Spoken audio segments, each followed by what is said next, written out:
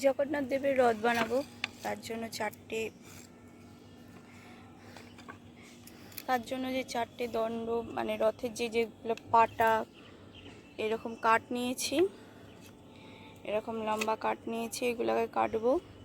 আর এই যে দুটো পিস কেটে রেডি করেছি, আর এই যে এখান থেকে আরেকটা পিস নেবো এই সমান করে।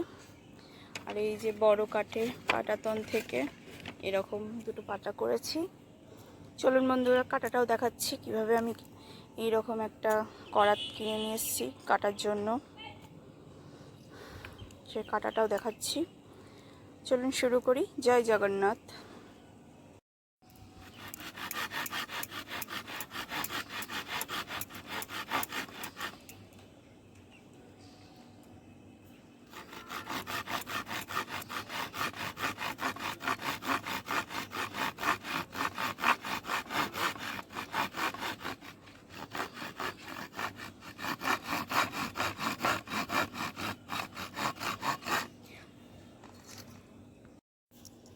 বিকাল থেকে শুরু করেছি, সন্ধ্যা হয়ে গেছে বন্ধুরা, তবু আমার কাট কাটা চলছে জগন্নাথ দেবের রথে।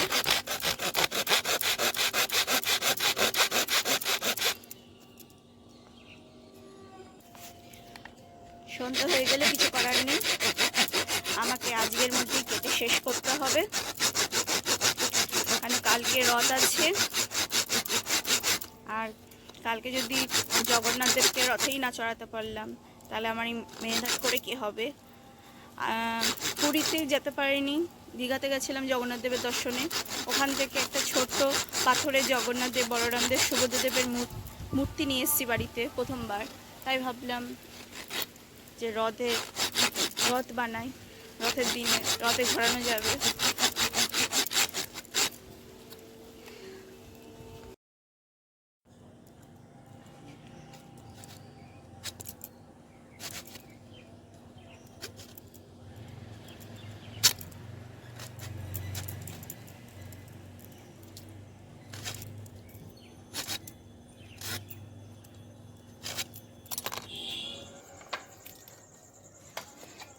বন্ধুরা, সন্ধ্যা হয়ে গেছে, তাও চলছে কাজ।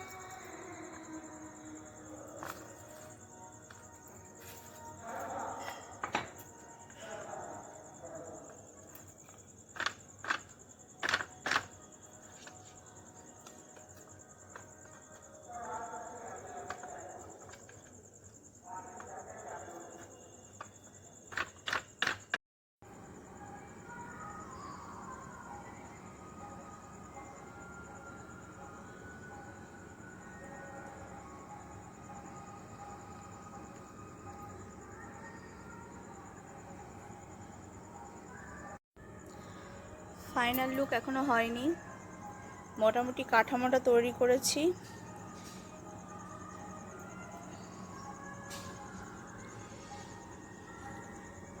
যে পায়াগুলো ঢাকনা দিয়ে তৈরি করেছি জলের, শোলা দিয়ে দ্বিতীয় মানে এটা যে দোতলা টাইপের বানানোর চেষ্টা করেছি। এখানে ধ্বজা টাইপের লাগানো হবে, তার একটা দিয়েছি। দেখা যাক কতদূর কি করে উঠতে পারি। এই স্পঞ্জটা দিয়ে এর উপরে ঠেকে দেবো। এটি একটি স্পঞ্জ, 4 ভাঁজ করে নিয়েছি। এখন এর উপরে ঢেকে দিলে একটা সুন্দর লুক আসছে।